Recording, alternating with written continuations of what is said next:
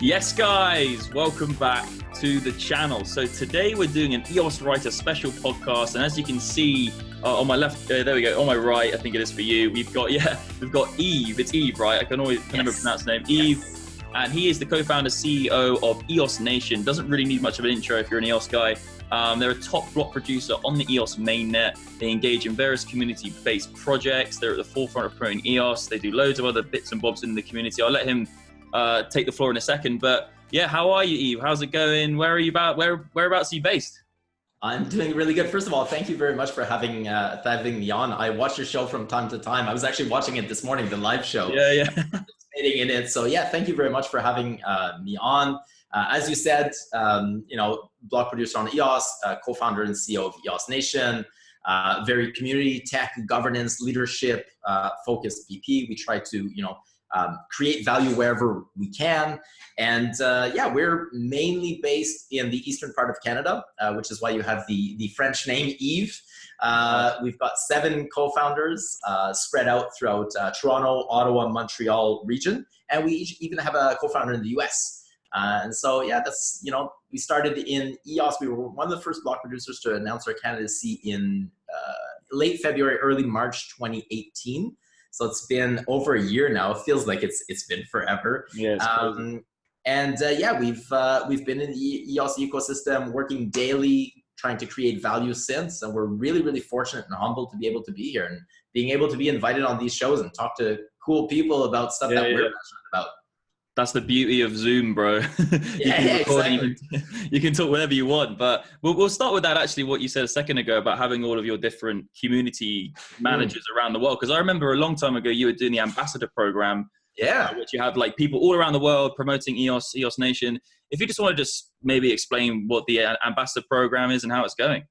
Sure. So we originally, when we started this, because the founders of the EOS Nation are in different locations, we were already decentralized at the core, even just to initiate talks of, hey, I've heard of this thing called EOS and this thing called maybe a block producer, etc. And we wanted to keep that original decentralized feeling and kind of gathering that got us together, that whole concept of having people in different locations being able to create value, coming together for a common goal. We wanted to create and to keep incentivizing, keep creating that kind of environment. So early on, we created the ambassador program. And really all it was at first, and some of our ambassadors now have celebrated their first year anniversary in early in March this year. But all it was just other people like us that were interested in cryptocurrencies, interested in the blockchain, more specifically interested in EOS. They were already educating their local communities about EOS and what was about to come, etc. And they wanted more resources to be able to do so. And by resources, it was, having a private chat and asking questions. It was talking to the guys on our team that were focusing on the tech, on how it would actually work. It was maybe even some promotional material or some PowerPoint decks. So depending on what it was, we were catering to each person to help facilitate their education outreach in their local communities. And quickly, that program blew out of control. We, at some point, were getting 10, 15 applications per day consistently. Wow. We grew our network to at some point it was about 30 people. Now we've closed it up a little bit, and it's just over 20 people spread across 8 different countries. And it's people that are passionate about EOS, passionate about the blockchain and what the space can bring and how lives can be affected and how the benefits of community within this ecosystem. And we basically just enable them to be able to do this. And we've met some really, really great people. And in fact, what's happened for some of our ambassadors, I was saying we had 30, we've kind of shifted down. Some of them are actually now employees of the EOS Nation. So it's created opportunities within, because at some point we were in a position where we were able to, go out and look for an Asia director. And so our ambassador that was one of the first ambassadors that was an expat located in China became our Asian director. Wow. Yeah. Other 2 guys that were helping us out, they're now back-end developers that are helping us out building, for example, the DSP portal. So we kind of, the program evolved and it keeps on growing. It's very fluid, and we're really, really proud of it because it's really a way for us to keep in touch with our local on the ground community. Yeah, well, I was going to say that because like EOS is so distributed anyway, decentralized like that. It's probably like one of the first like cases of something like that, almost like a DAC, actually having that sort of like outreach. And then because EOS, like we all know, is decentralized, anybody can get a part of it. It's like having your little foot soldiers in all different countries and all. Like, how did you fund it? Did you fund it with like block producer awards, or what was the like behind the scenes? So originally, it's interesting that you mentioned that it's like a DAC, because at first when we built EOS Nation, we were thinking to be a DAC. We even had a name for it. We were going to be like EOS DAC squared. And so the idea was to kind of format it as a DAC, but we weren't in a place and in a position to be able to keep going in that direction. We hit some legal challenges, some regulatory challenges. We just didn't know what to do with it. And so we decided to close off the co-founders and kept kind of that core, but we wanted to keep going in that direction. And originally, at first, prior to the mainnet launch, we basically spent our own resources from the co-founders to help facilitate these people. And not to shy away, a lot of our ambassadors were funding themselves as well. So they were doing this prior to us. They just kept doing it afterwards. And so in the beginning, it was like the glue. Yeah, it was very much an information exchange. It was also getting people together, and you've got this group of people, or this person, they're working on similar things, and now they can share information, right? So that's how it really started. And as we got elected as block producers within the space, we were very fortunate to be able to get rewarded from the inflation pool as standby block producers in the very beginning. And so then we started allocating a budget to our ambassadors to host meetups. And just to give you an idea, in 2018, we hosted, I think I'm maybe get the number wrong, but let's say 135, 140 meetups in 365 days. We hosted, or our ambassadors, through our ambassador network as well as us, hosted and participated in one meetup every 2.8 days, consistently throughout the world in multiple languages. So that's a good example the power of decentralization. It's insane.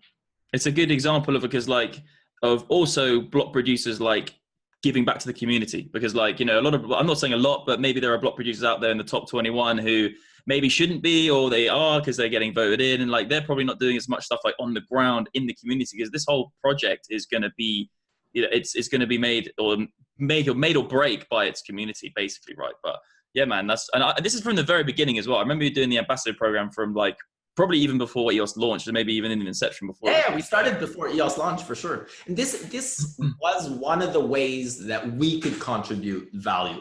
So other people can contribute values in other ways, and I think that there are different types of values. So I don't want to necessarily, you know, that's a long rabbit hole. Yeah, different types of values. But for us, that was one of the ways that we were able to do this very, very early on. That we recognized we have that capability, we have that know-how. Let's do it. Like, this is how we got together. Let's just take what we did and implement it on a global scale. And it's led to amazing, amazing connections. Like I said, we have people in parts of the world, specifically Nigeria. We've got multiple ambassadors there. We even launched a blockchain hub where people could come in, drop in, internet was provided, computers were provided, air conditioner, electricity, etc., to learn about blockchain. Wow. I would have never have thought a year and a half ago that, you know, a couple of months down the line, we would have been able to provide that kind of service. Yeah, it's all in like 1 year, bro. Otherwise, it would have never had that opportunity. It's amazing. Yeah, I can't believe how much has happened in 1 year. And like keeping on that topic as well, like the block producing side of it, like, okay, let's move on to like more. So that's really good history. That sounds awesome. Like a whole year, dude, so much has happened. But like, what are the main challenges like right now as a BP on EOS? What do you see? Because obviously you're behind the scenes. You've got a node. You're meeting up with all the people. Like you said, you've been on the call for like 6 hours today with various things. So like, what are you seeing? Like, what are the good things and what are the bad things? What are the challenges we're going to have to face? Because there's a lot of issues with maybe vote buying or collusion. You obviously know all about it. So what do you think are the main challenges at the minute?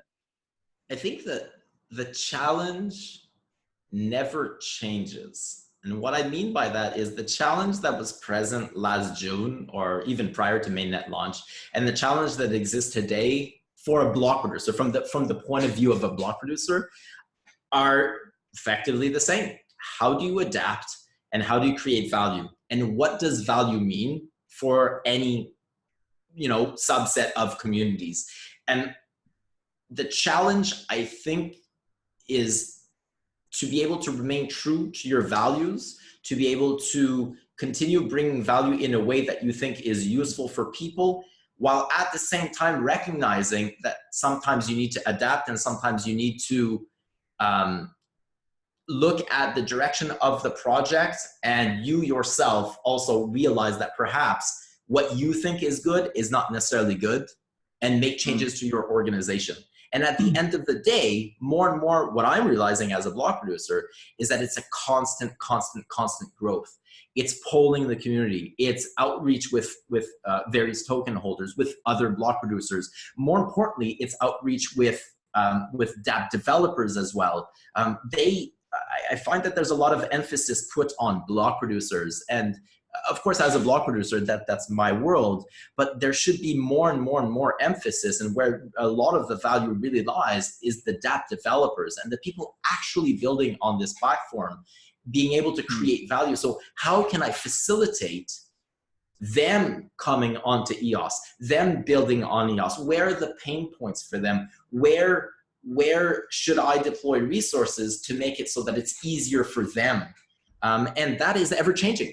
So the reality last year, so the reality last year, if we zoom back to this November, December, where a lot of the applications that were live, functional, and quite used were gambling applications, one of the challenges as a block producer was to ensure that you would be able to process as many transactions per block. And what that related to, or concretely what that meant, was that you need to upgrade your infrastructure from a hardware point of view to be able to have lower execution times on your producing node. So there's just like one concrete example.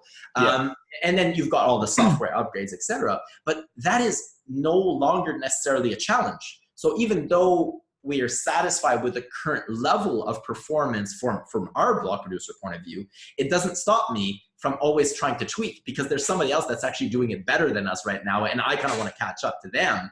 And everybody's doing kind of the same thing, and that's just one little realm within.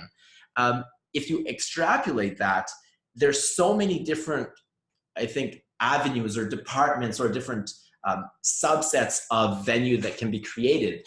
And it's one of the challenges that I see more now as well for block producers, is it's no longer viable it's no longer, not acceptable is not really the right word, but it can't just provide one subset of value. So perhaps last year in June, you could be the tech BP, and you could be the community BP, or you could be the market maker BP, or big bags BP kind of deal. And it seems as though more and more we're moving towards a world where block producers have to do a little bit of more than one thing, or be really good at more than one thing. So not necessarily a generalist, but actually be specific and proficient in multiple different value subsets. And that's a continuous challenge. And that's just like any other organization or company. You need to keep pushing. And that's, I think, what EOS does very well. The incentive structure is there to ensure that people do not stagnate. Because if you stagnate, somebody else won't. And then you'll drop down. So I think the focus is very much so on the rankings, because it's a snapshot at any given time, right? So it's easy to see. It's an easy metric. It's like the Forbes list or something, But the challenge is, it's not to ignore that, but to really focus on creating value. Just focus on doing what it is you're capable of doing within the realm that you have. Do it really, really well. And if you do it really well, the value will come with it. And it can be scary because it's a gamble, right? You don't know. And I think that's what we're seeing right now when people discuss rankings, is people are having to rethink, block producers specifically, and token holders as well. They're seeing block producers have to rethink how value is being measured in EOS, and how one can keep up with creating value that the token holders or dApp developers at that particular time are looking for. Yeah. No, I think that's a great answer, bro. Yeah, because it's like because it's malleable, right? EOS is malleable and it can change, and then the block producers who are building the infrastructure of EOS have to be able to evolve as well. Because it's like Ethereum, the block producers or the miners, they just do one thing, they just mine with electricity, right? But yeah, because EOS is so easy malleable, the block producers have to be the same. So really good answer, bro. But what do you think about governance right now? We won't go on a massive deep dive of governance because we could probably do like hours and hours on this, but what do you think about Brendan Bloomer saying one token, one vote? Like, is this what's going to help the chain? What do you think will help this collusion issue we've got at the minute? I I do not think I've been public with this. So one token, one vote, I don't think is a I think I solution. saw a tweet actually of you. I don't know. I think I read something which you had your opinion, but if you just want to say it again. So I think we need to define what it is we're trying to resolve or trying to fix if indeed there is a problem. And I think the best way to define it is what or how can we create value? And then what we're seeing is that some people are very strongly opinionated that the way to create value right now does not match what they believe is best for the long-term health, prosperity, growth, sustainability of the chain to be able to create value, right? What if one token, one vote is to try and somewhat help us better in that direction of creating a long-term growth, sustainable, strong EOS? I do not believe that. All right, I'll try to continue my train of thought exactly the way it was. I can edit it. It's still recording. So if you just want to Awesome. any point, go for it, bro. So what I was saying was that the distribution of rewards, when we look at EOS, even though we might not agree that it's perfect, fair enough, I agree with that as well, it's actually relatively linear. It's really not that bad. What we're upset about is that we're upset that we're not getting a bigger share. Or we're upset that the people that are getting a bigger share are not creating as much value as we are, because from obviously we're biased, but we strongly believe we create a lot of value. They clearly don't. I should be ahead of them. And this, I think, is actually at the core of the incentive structure in EOS, which is why it's in a way, which is what attracted me to EOS in a way, is that it really emphasizes that I need to adapt and I need to do what I can in order to create more value if I really want to stay in this ecosystem. So interesting, yeah. I think one token, one vote is not necessarily going to change on that. I think it's going to actually maybe make things worse in certain areas. It's going to perhaps improve in certain areas as well. But I don't think it's that one magic solution that'll fix everything for sure. Yeah. I agree. It's like if you change something within like an ecosystem, it's going to affect everything else within the whole. There's going to be pros and cons. But what do you see like right now in EOS? Like, what do you see? Do you see a problem, or do you think it's okay the way it is, or do you see what do you see as a solution? Do you have any like eureka moments to help the problem of the top 21? This will be controversial. I believe the problem is focusing on this too much. Okay. I think if we spent nearly as much time trying to build as we do is trying to, say this is no good, this is no good, this is no good, which is very similar to what we were doing in the past, more so when the chain launched, I think we'd be in a better position. I also think that if the premise is that we have an issue with the current rankings, what it does indicate, from my point of view, is that China does have a strong hold on EOS, which really means that Chinese investors, developers, token holders are buying EOS. They see value in EOS. What that means to me is if we've got an issue with that, we should also get, if we want to counter that balance, if we think that that's an issue, what are we not doing that's not attracting Western investors, that's not attracting Western developers and Western token holders? So I'm more of I like to look at myself before I look at the others when something doesn't go wrong. What am I doing or what am I not doing that I should be doing? And so, I think we need to look at ourselves, and that's difficult to do, right? Looking in the mirror is not always easy. Yeah. No, I think it's a good answer, man, because like, yeah, the longer you look at something and scrutinize it, it's, you know, at the end of the day, it's not going to make it any better if you're not actually building and changing the chain in the first place. And yeah, like you say, having lots of Chinese BPs, I don't think that's a bad thing at all. I think it's a great thing. So it means that they value it. And maybe Asia's a little bit more tech savvy right now, but the West need to catch up. So, and if like things like you're doing, we can get them going. But yeah, good answer. But like you said, let's move on to something else. So let's go on about the 1.8 update. The 1.8 update, this is really, really exciting because, you know, Block One have said that they're not going to launch voice until the 1.8 update is live because obviously they can't. They can't, exactly. Yeah, it can't happen. So they want to make it so the people who are going to have accounts don't have to worry about any of the resources. So maybe tell us what you think about 1.8. When's it coming? Voice. What's your thoughts on voice as well? Maybe in the whole question. Sure, that's a loaded question. That's a big one. So I think for me, you were asking about governance. This is what I see governance right now. So where there is a challenge and where we should be putting our efforts, in my opinion, from a governance point of view, is how to coordinate this upgrade to 1.8 successfully, efficiently, in a reasonable amount of time. So for me, a lot of my time has been spent in the last couple of weeks on the governance front for this particular project. And so we're going to be coming out. We've had, Jungle has upgraded to 1.8 RC2. Kylene was going to update this week. A couple of little things need to do. So the planned upgrade is now next Tuesday, June 25th at 1300 UTC, but we're going to be joining a call at 1200 UTC, which we're going to be hosting.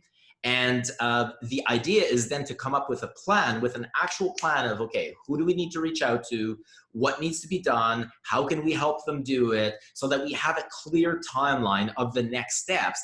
Effectively, the challenge of 1.8, and the tech guys might disagree, and obviously we've got the tech down as well, but a big challenge right now is the coordination.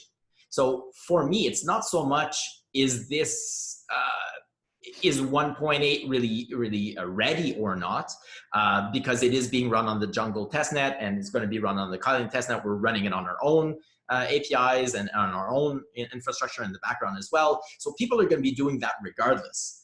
Where the emphasis needs to be is how to coordinate all of this so that it functions properly. Right now, we've seen a couple of timelines that I think are not aggressive enough. I do not think that they are, I don't think that they are trying as hard as they could be. And so what I'm going to be trying and doing with a couple of other block producers and key stakeholders in the ecosystem is to try and get this done sometime in September. And that is aggressive. I realize that is relatively quick, but the idea is not to do it a little bit less. Let's say 2.5 months, 3 months. But the idea is not to do it quickly. The idea is to do it properly. I believe that it is feasible to do it properly sometime in September. So within, let's say, 2.5 months or something. Yeah, nice. I believe that is actually realistic. It is possible. It also gives us enough time, in my opinion, to be able to test this properly. We're on RC2 right now. We know that Block One is working on the final version. Dan has mentioned that between RC2 and final, not many differences. Effectively, RC2 is pretty the big bear brunt of it right now. What we need to ensure, and this is where the focus needs to be, is that all the history nodes are upgraded, that everybody's good with that all the dApps, this is the most important, the dApps also need to be upgraded, especially if they're pointing to the nodes. They need to be upgraded so that the transition is relatively flawless. From a block producer point of view, relatively easy. It's really the people using it. We can't have any disruption there. So it's really getting that message out. And that's where a lot of the time will be focused, is just getting the message out so that we reduce the likelihood of saying, I was not aware and I did not upgrade. We will do everything we can to make sure that everybody is aware and that everybody is ready well beforehand. It's really interesting. It's basically like a hard fork, isn't it? It's like an EOS hard fork. Because everyone's got to move on to the next chain or whatever it is. Like we're effectively in a way recreating the mainnet launch of last year. So the coordination that was required for mainnet launch and the go, no go calls, and that's, I don't know if you remember that period. But yeah, I remember, man. I really strongly believe that it'll be something similar. we're going to start having weekly calls. We're already planning this. We're going to be releasing something this week, and then we're going to be releasing the overall plan early in July. You're the first one to hear this, by the way. This is fresh off the press. Awesome. And the idea is then we're going to have weekly calls. And then we're going to get people on board and people that have tasks. And all right, Max, you got to go and reach out to this exchange, make sure that they're good. Cool. You got your confirmation. Awesome. Report back next week. And we just create a big checklist of everything that needs to be done, what's been done. And then at some point, it really is going to be go, no go, go, no go. We're going to have to set an actual date and time at some point. And then effectively everybody needs to be done by then. And then we just execute. But we are in a way creating mainnet launch. How much better is that than Ethereum, bro? It's crazy. Like Ethereum's taken 2 years to do the Constantinople, the other ones, and like to do a hard fork for them, it's like 2 years. But you're talking 3 months, and we're gonna have a hard fork basically happen. That's incredible.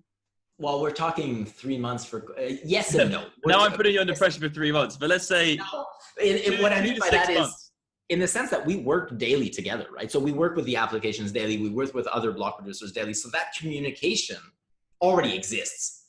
So yes, now we have a piece of software that we need to implement, but we've done so many upgrades. This is the first time that we will be doing another hard fork, but we've done so many upgrades. So that level of communication and that basically the web there is like everyone are already there. So it's really reinforcing them. Obviously, because of the new players, we also need to ensure that everybody's there as well. Everything that we do, obviously, always in 2 and if not even 3 languages. So typically English, Chinese, Korean. So you need to, as much as possible, just leverage what already exists, adapt it because they're new players, they need to be in, and basically communicate. That's what the challenge is for this, the coordination, communication. Tech point, and yeah, my tech guys won't necessarily like me, but the tech in itself, Block One is taking care of that part. We're going to be testing it. We just like Rex, there's going to be some bugs, there's going to be some things, but that is a different challenge. The challenge for the upgrade itself, from a governance point of view, is really the coordination and communication. Yeah, nice answer. That's really cool, man. And just touching on the Block One thing, like they're doing the tech. So Block One, they did their big unveiling on the, June 1st with the whole voice token thing, the voice network. And yeah, to me, it seems really, really good. I think there's one half of the community which are a bit like let down by it because they already knew that was going to be but I think people who aren't in the crypto space are like probably going to be amazed by it, because most people in the world don't understand tokens or getting paid or they don't even know why they shouldn't be using Facebook. Most people, they think Facebook is good, but they don't. And this kind of links into the Libra coin now as well. So why don't we just tackle this big topic? So voice, like, what really good with these loaded questions. It can just keep going, but yeah, what do you think about voice? We'll start with voice. I personally am really, really excited about voice. I'm excited about what voice represents. So I'm excited about the product itself. I'm excited about what we'll be able to do with voice itself. I think the geek in me, and also being in this ecosystem as a block producer, is even in a way more so excited of what that represents and what is possible, or what it requires, or what it takes in order to be able to implement voice, and all these different extra pieces that need to be put in place for voice to be activated, to be used. All these extra things, I think, is what really, really excites me the most. I mean, if you really want to be able to scale a social media platform on a blockchain, that has some serious tech requirements. And for Block One to be able to, first of all, I guess, give us the confidence that deploying voice on EOS.io, because some people were kind of questioning that. Will Block One decide to deploy their capital somewhere else? Confidence, right? Yeah, so the void of confidence, I think, is really good, because in order to be able to use such a product, you need to be able to rely on the platform that you're using. And so that gives us the confidence that, yes, the platform that we're using, the platform that we've been building, where we're putting our resources and energy, is ready for prime time. Like just from that point of view. It also, I think, brought about other, I guess, announcements, because the voice didn't come to it by itself, right? It came as well, for example, with YubiKey. So having a partnership with YubiKey, which essentially kind of opens up voice, and it opens up other applications on EOS to traditional linking systems, right? So the YubiKey, you're able to use that as your authentication, WebAuthn. That is something that standard corporations are currently using. This is something that's already out there. So to be able to reinforce that link is incredibly important. So that people that are comfortable with using their YubiKey now will use their YubiKey. There's no difference, right? So it really opens up a huge share of the market that will have confidence in this product because their main interaction point with EOS will be through something they already interact with. So that's really, really good. It is cool. I think it also opens up the idea that you're going to be able to leverage the content that you make and be rewarded for it in a way that you weren't able to, like you mentioned, for example, on Facebook or for example, like Steam, which Dan built before, right? Yeah. It really, I mean, everybody knew that this was coming. Dan had been talking about Steam 2.0 since even before mainnet launch. So to be able to finally see that product, to be able to see at least what it could look like, because we still haven't had access to it, but to be able to compare it to traditional systems or traditional platforms, like say like Medium, which we use quite a bit, or Facebook or Twitter, that kind of thing, YouTube, to be able to see that it's an all-in-one product that will be able to do video, audio, short messaging, long messaging, pictures, etc. I think that that's really, really, really exciting. It needs to be so simple, so intuitive, good looking, which is one, I think, of the issues with Steam, let alone the other challenges there. But the UI itself seems like, my mom could download this and actually use this, and it'll be relatively simple for her. So very excited about that. And also, I guess the last point, and I'm kind of rambling on, but the last point is carry on. It's all yours. the component, the identity verification component to it. So I really like that component because it enables, in a way, other services, if done properly, it will enable other services to tap into that. So if you've got a voice account, you create your maxed out voice account, and it required, some level of KYC or at least identity verification portion of it. So depending on the levels that we still don't know the details. I'll be able to see if you have an account, then I can actually leverage that account to give you access to my other application. I don't necessarily need to do identification because somebody else did it. You can log in with voice. Yeah, log in with voice, right? So I think it's going to open up a lot of different. It's so exciting. Even talking about it now, I'm getting excited about it. Like log in with voice, all this cool stuff, YubiKey, it's just awesome, man. And I don't need to, so let's say I'm creating this other dApp and I'm going to leverage this voice identity that you have. Somebody put it, and I talked about it a couple of weeks ago. Somebody had put that in the channel. I really like the analogy. It's kind of like going to a club or bar, and you show your ID to the bouncer. And as soon as you showed it and, they've given you the okay, you put your ID back in your wallet and you get a stamp or you get a bracelet or something like that. When you're in the bar or you're in the club, nobody knows who you are. Your identity is still safe, but they see that you've been vouched for. Nice. Yeah, and that's a good analogy. The idea with the voice is like, well, I don't need to know who you are. I don't need to know that you're Max. I don't need to know that you're 6'2" or whatever. It really is irrelevant. I just need to know that somebody at some point verified your identification, and I can rely, because it's on the blockchain, I know that that's accurate. And if we want to take it one step further, then it's like in a club having a VIP room where before you're going in, you're actually able to put a mask on. But again, it doesn't matter. When you go in the room, people don't even see your face, don't know who you are. This is the idea that Dan said, that you'd be able to use pseudonyms. So I don't even know who you are. It does not matter. You're Superman or whoever. It doesn't matter because you got that bracelet or you got that stamp or whatever. And that's all that's valuable. Now, people will say you can buy IDs. Yeah, fair enough. I don't think the idea is to have a foolproof system. The idea is simply to have an extra layer that will be able to be leveraged because certain applications will require or will benefit from having that extra functionality. And I'm super excited about that. Yeah, that's a great analogy, bro. Because like the door is the access point. You stamp once, you show your ID, and then once you're in the club, because you're in the club, it validates that you got through the door. Yeah. That's like, and then you can go and do whatever you want in the club. You don't have to know. That's a great analogy. I'll use that again. I take no credit for it. There's a user in one of the Telegram channels that wrote that. Thank you very much. I forget who you are, but I read it and I thought it was genius. So thank you. Well, you stole it off him, and now I'm going to steal it off you. So this is the trust that this whole analogy is going to be all over the place. Decentralization, yeah. That's it. But yeah, no, it's super. I like the way you put it. So yeah, like the whole voice thing with, you know, the YubiKey verification, and it's just really cool to see how, yeah, Block One are going to allow basically EOS, the block producers, to run their project, like giving it to us. It's like we're running it for them. They're going to be building it. It's just so exciting.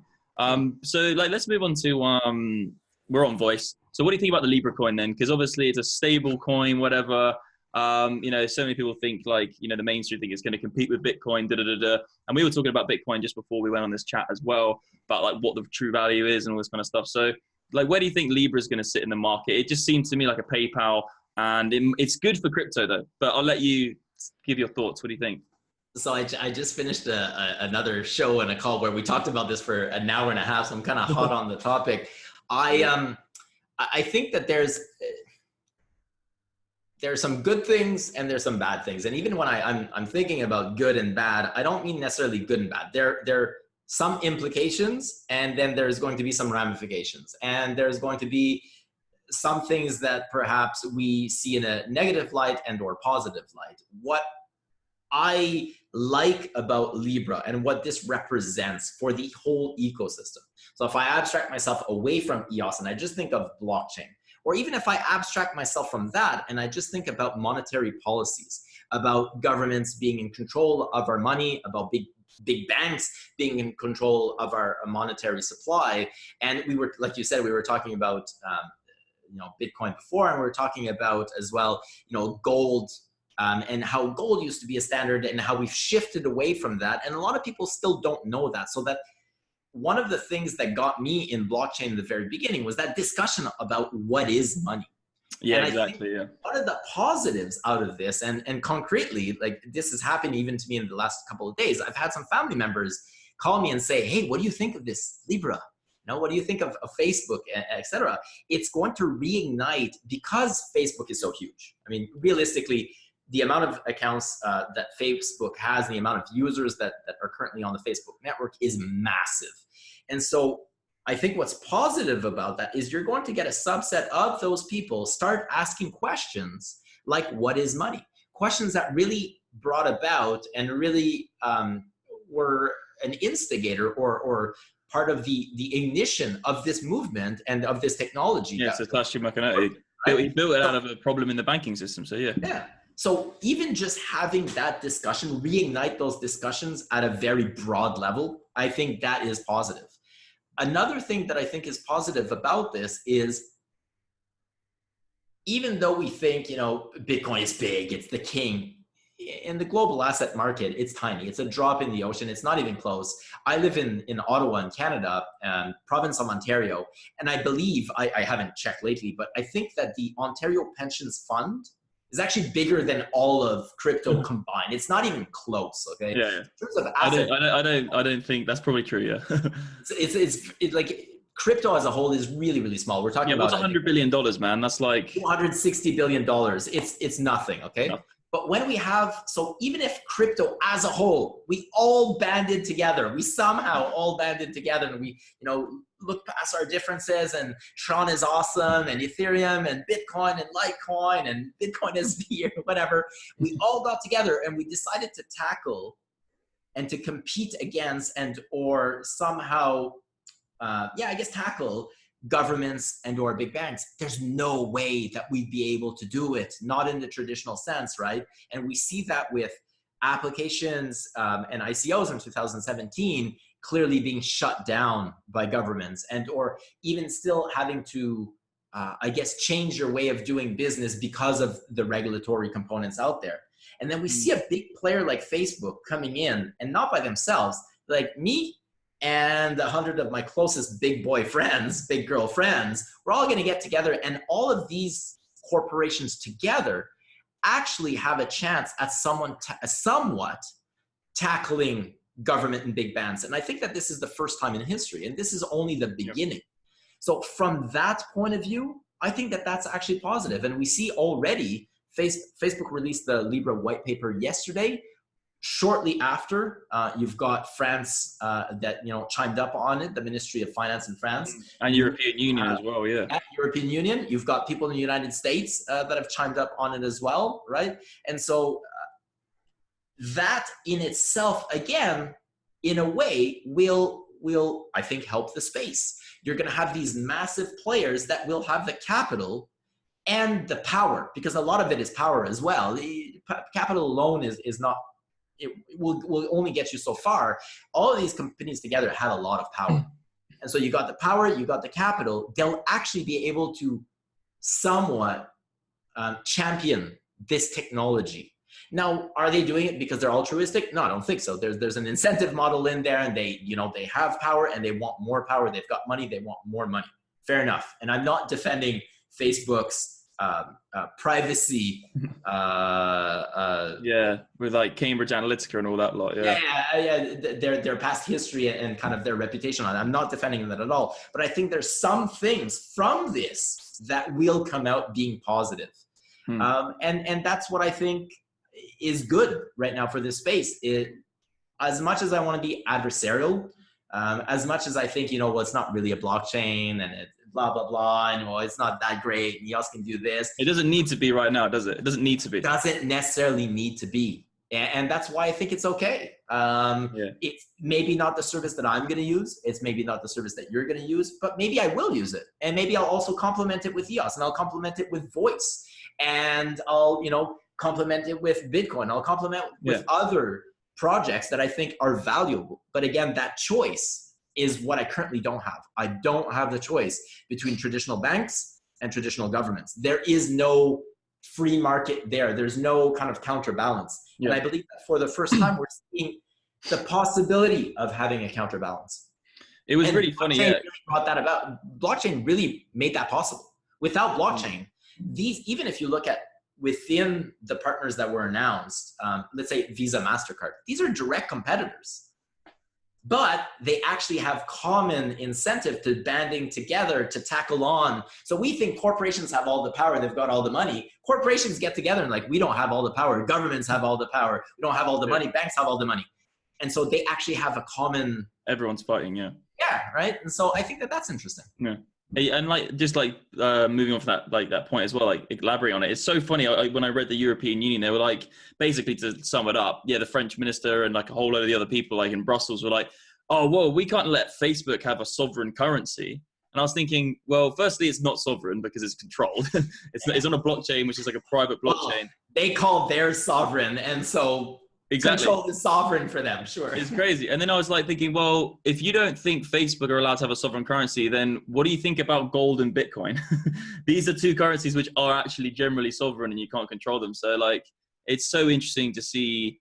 Yeah, I completely agree with everything you just said. Facebook are legitimizing cryptocurrency, which is legitimizing the blockchain, which is going to basically decentralize Facebook in the end anyway. And then government's going to completely change as well, because why do you need a bank when you've got Bitcoin or something else which is similar to it? So it's so interesting, man. I think this is a big moment in history, a massive moment in history. Huge moment. It's massive legitimization. And this is just one company, right? This is not even Google, Amazon. It is a collaboration between massive players, but there's still other massive players out there that still not have spoken out on this. This is going to be a huge shift. I think the significance of this event in itself. I think we're only going to see in many, many years from now how significant this was. And there are multiple significant events, throughout our history in the blockchain world with, the Bitcoin white paper, and then you get the smart contracts, and I skipped a bunch of stuff in between. But there are tons of these moments in time. I think this is going to be one of them. Facebook 2 years ago, even less, banned all cryptocurrency adverts, and now they've got their own crypto. What's going on, guys? This is crazy. This is just they've legitimized the thing, which, it's the biggest thumbs up to crypto, because it's the biggest company in the world, if not arguably the biggest company, tech company or social media company in the world, just said, we are going to build a crypto. And then, it's just when I start thinking about it, you're Wow, bro. And the thing is good that it's good that it's a shit coin because it means that like they aren't going to make, it's not good. Okay. It's going to enrich their shareholders. Great. It's going to make their business is going to get better because they're going to have like some sort of fee structure or they're going to have more data. They're just doing it for more data. Let's be realistic. And then, yeah, like you said, people are going to learn about Bitcoin and then they learn about what money is. And dude, I really agree with you. Most people don't actually know what money is. I think there was a quote from a guy called, George Gliedner, and he said that there's about 3 decades of scholars now doing economics which don't really understand the gold standard because we've been off it for so long. And it's like, what the hell? Like, gold is the real money. The dollar's just the receipt for the money. The same thing is like, a receipt for Bitcoin. EOS could have a receipt for the Bitcoin. So it's so, man, I don't know. It's interesting, brother. I'm absolutely so excited about the future for it. Exciting times for sure. Yeah. And then we can nitpick and then we can go in and say, this is no good, whatever. Right. And that's cool too. Because I think we have a responsibility to do that. I think we're going to evolve and, we're heading in a direction, whatever that direction may be. And I think it is part of our responsibility, especially being in this ecosystem, to then try and shape that and shift that, turn the knob slightly to be able to match it more to what we'd like to see. But I think what's interesting about this is it really legitimizes that we're going there anyways. Yeah. You might not like this exact knob and stuff, and you might not like this parameter, and you might not like the person that's doing it, but it still legitimizes that we're still heading there. And that's really cool. That really, really, I was telling my wife yesterday that, and I was telling the family members that asked, all it really does is it really helps solidify the fact that I wake up every morning and I'm working on something that I strongly believe will change the world. Yeah, it's bigger than yourself. It's way bigger than myself. That's what you have to do in life. Do something which is better than bigger than yourself. Otherwise, I've never really, I think Brock Pierce did a great quote. It was like, I've never met anyone happy who's selfish.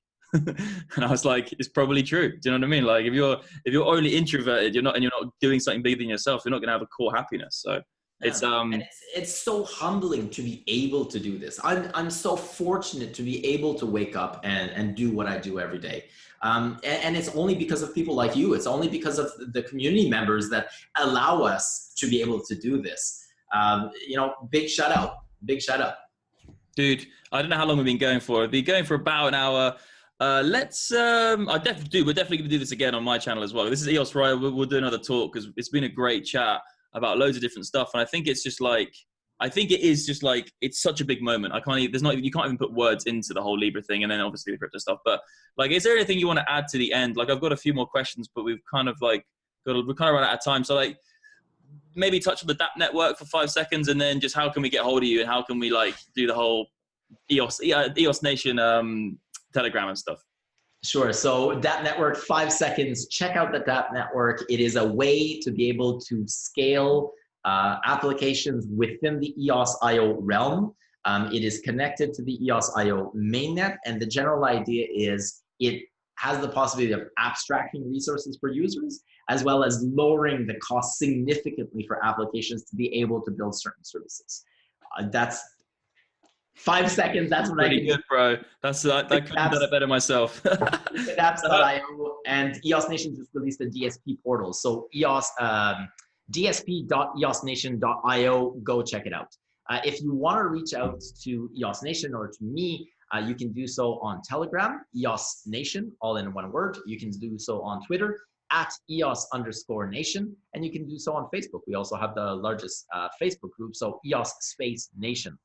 Feel free to reach out to us. We're always there to answer questions, do these shows all the time. So yeah, I mean, that's what it's all about, communicating with the community and really growing together as a family. 100%. Really good talk, man. Really enjoyed it. But yeah, guys, like I always say, like, subscribe, hit the bell if you want to keep getting this kind of content. This is the EOS Writer. This will be up on also Brandon's show as well, the EOS podcast. It's going to go on two channels.